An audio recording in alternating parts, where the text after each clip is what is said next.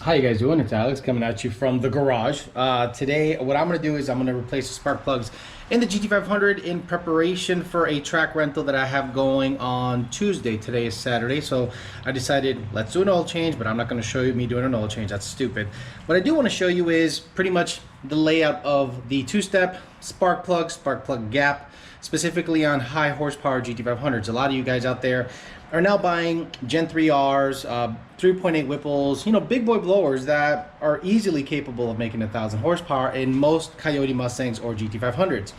Built engine GT500s, Coyote Mustangs can make 1,000 pretty much without building it, but it's just a matter of time before the motor chucks a rod, let's just be honest. So today I have the GT500 ready to get some spark plugs in it. A lot of you guys that wanted an update on the white car, well, I took the Vortec out of it, ready to pull the long block. First thing, I'm going to get it up in the air, take the trans out, then take the long block out, and then go ahead and put a new long block in and put the trans in. It's going to take me a little while, but baby steps. I already took the Vortec out. It's pretty open underneath here. It's just a matter of disconnecting the harness, taking the intake off.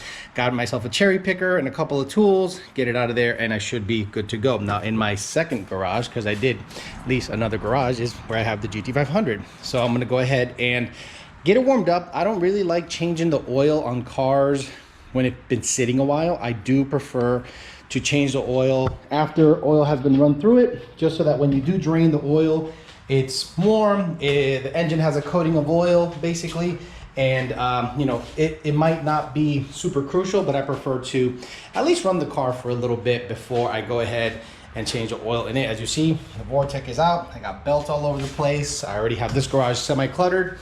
The F-150 wheels and tires are here. They're Raystars 315 5017s. So they're ready to go on eventually. But again, baby steps. I got a lot of shit going on. So once this rental is over, I really don't have much going on except mod nats in a month. So I'm gonna go ahead, warm this car up, back it in, change the oil, and then show you guys, what the plugs look like in it after 3 or 4 runs in the quarter mile. And then I'm gonna go ahead and change the oil with regular 550 Motorcraft.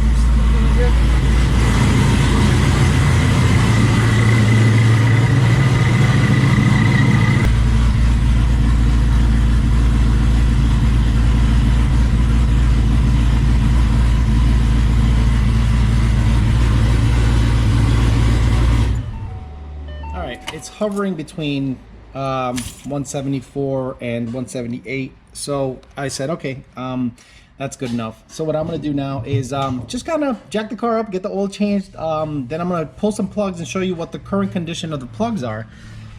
I think it's important to show you the current condition of the plugs just to know what to expect out of it. The car has been seeing about 20 degrees of timing. It's a 10-to-1 compression motor, seeing about 27 psi out of the Whipple supercharger. Now the Whipple supercharger is a 4.5. It is a big blower. The inlet has been modified, but to be honest with you, I don't think the inlet gave it a huge advantage in terms of anything. A lot of people say, oh, the inlet's worth 50 horse. No, it's not, because a lot of people that port, like Kong and all them guys, they've noticed that the magic is pre-rotor, meaning inside, right where the bearing cradle sits, you can open up that area and allow more material, actually take out some material pre-rotor, and then that'll allow more air to get into the rotors. The inlet, not so much. Now the inlet was modified by Wilson Manifold. We had to cut into the firewall a little bit to get it to fit, but otherwise, I honestly think a 2650 TVS will perform similarly to this, especially with the Kenny Bell throttle body and 149 cold air. I'm not a big fan of this particular cold air. I'd rather either cut this and put the 149 on it, but again, I'm not going to mess with anything until I have to. The goal with this car is to run 790s eventually,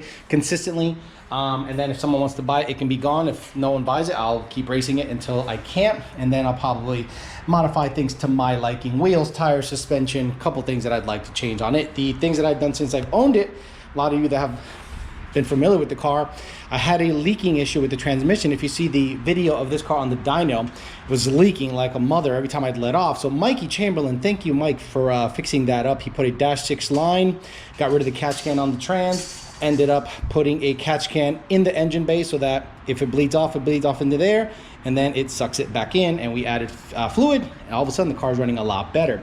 I did put a big stock battery in it. I didn't want to have any voltage issues, and the alternator ended up crapping out on me, I thought. So I ended up buying a Mechman Alternator, so it has a big boy alternator in it, brand new harness going to the ECU.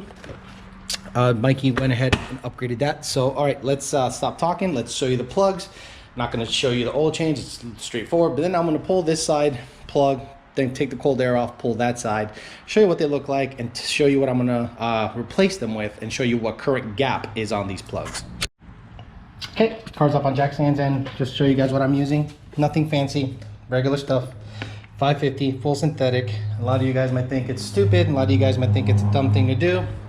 I'm one of those psychopaths that believes that oil, as long as you're changing it properly and monitoring properly, 550 conventional is fine. You guys want to put AMSO oil in your shit, have at it, buddy.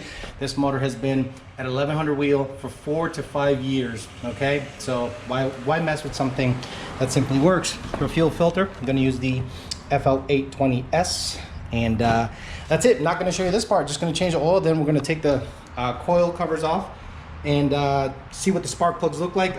I've changed my mind. If the plugs look good, I'm going to put them back in. I don't think I need to change anything unless there's an issue. On the dyno, they were fine.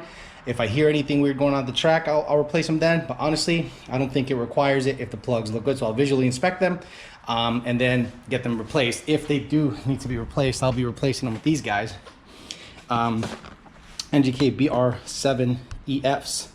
Gap that tight. So I'm going to see what the plug gap is currently, and if I do replace them, I'll just duplicate that plug gap and go from there. And I do have extra O2s just in case one fails me at the track.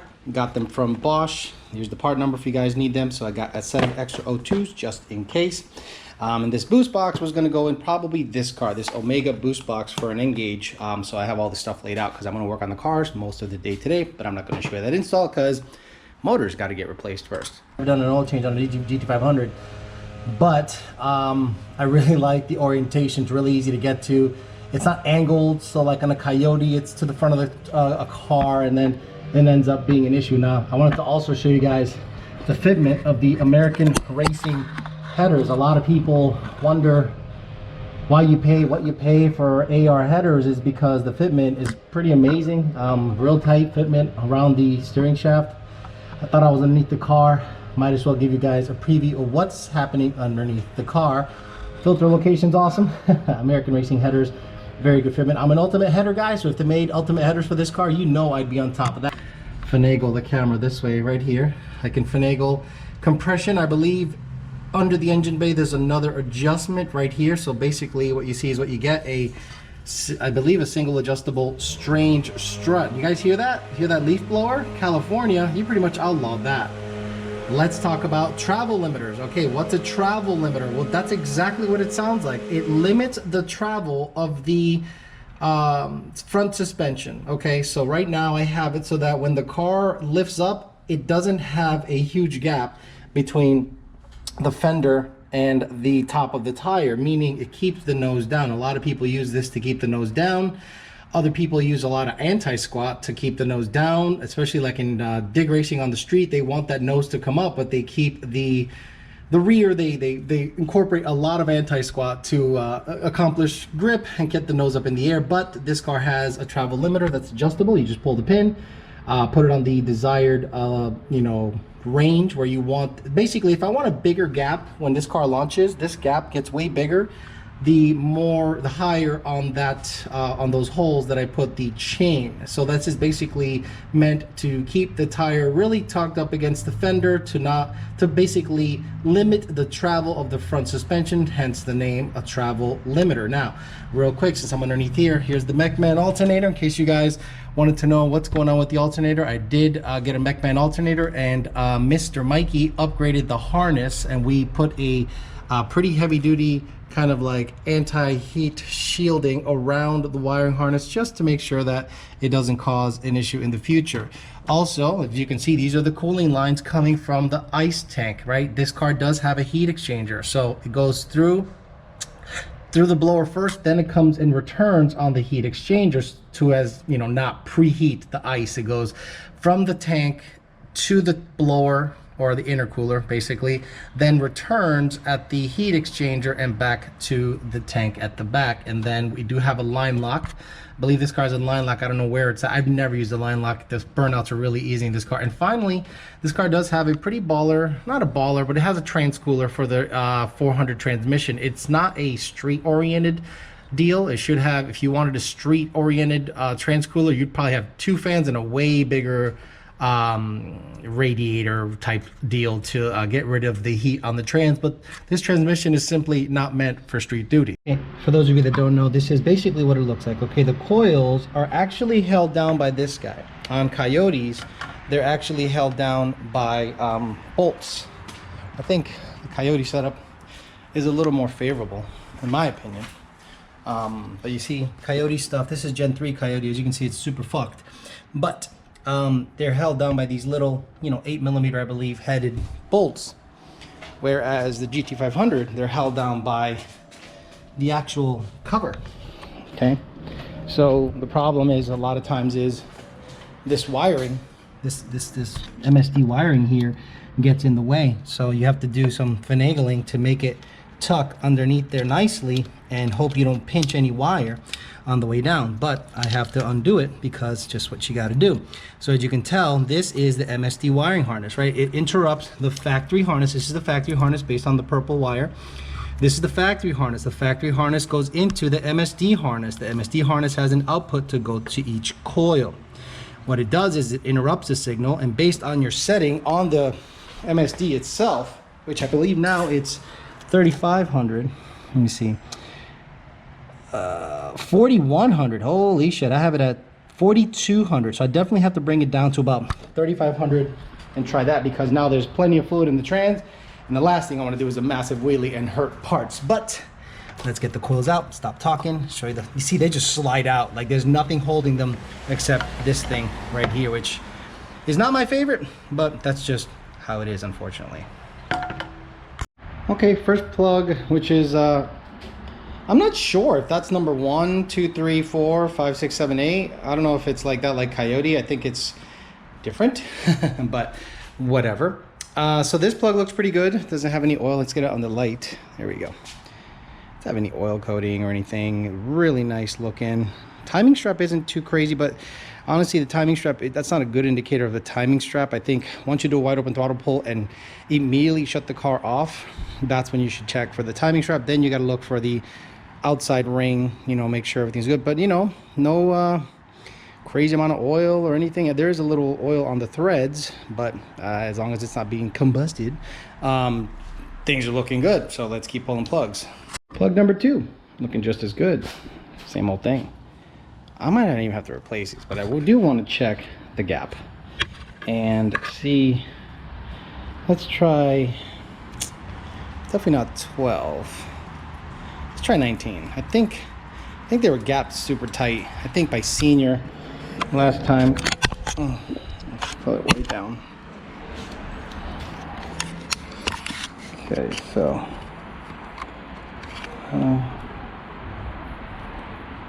oof, these are tighter. Holy crap, senior.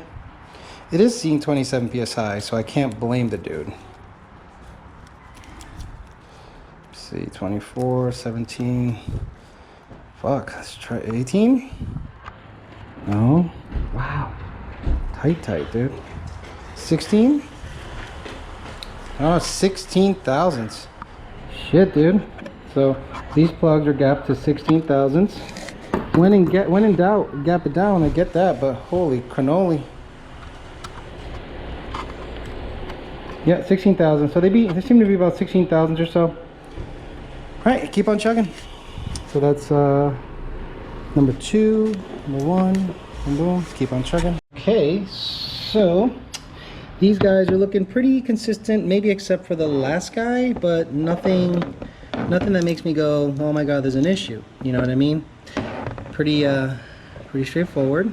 Shit, I got crap on the camera lens. Let me try to wipe it.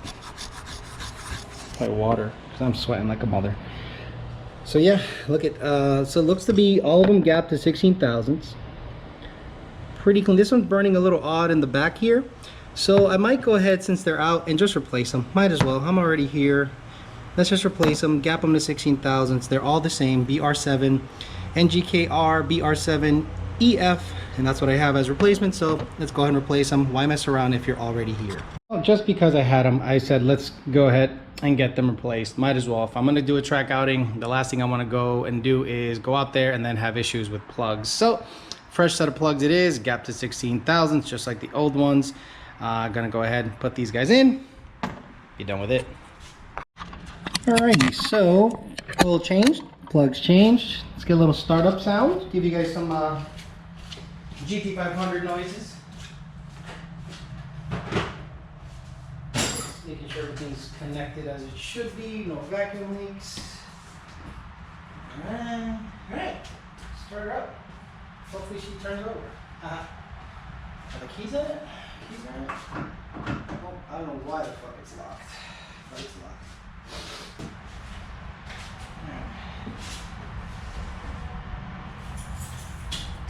Contact.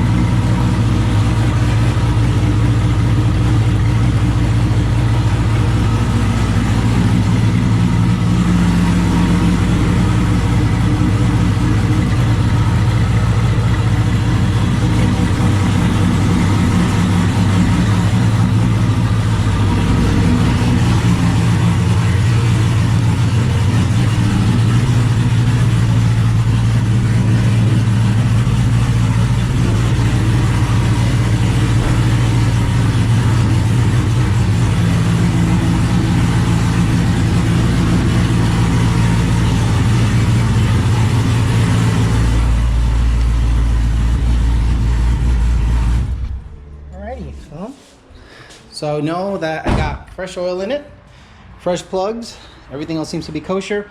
I'm gonna be running ethanol 1R at the track. I think I have 5 gallons of it here somewhere. Yep, got 5 gallons of ethanol 1R. Hopefully Senior has some more. So I'm gonna be running that at the track and have a little fun out there and see how everything goes. But just wanted to just kind of show you little nuances of the car. Some people did ask for, you know, suspension, what it looks like, what's going on with the car and all that stuff. So I wanted to get you as much info and filler. I know you guys just like seeing cars idle and dumb shit like that, so try to get some more of that stuff on the channel now that the weather's cooling down and we're going out there racing. Next thing is I'm going to put the belt on the Fairmont so I can run the 2625 pulley, see if I can go 850s with it. If it goes 850s, then I'm going to go ahead and sell that blower, because I want to eventually end up with a front mounted Vortec or something centrifugal sticking out the bumper. That's kind of the goal with that car, just to be different, just to do dumb shit. So if that car goes 850s, then I'm selling that blower. 6,000, 7,000, something like that. And then we'll party with a centrifugal on the Fairmont. Might have to front half it, might have to mini tub it, but the goal is to make the Fairmont a super fast, potentially well into the 7-second ride. All right, guys, thanks for hanging out with me for a little bit, maintaining the GT500. I'll see you guys next time when I bring you updates from the track at Bradenton Motorsports Park, BMP. See if I can get this car running 8.1, 8.0, maybe into the 7s, depending on track conditions. See you guys later. Thanks for listening.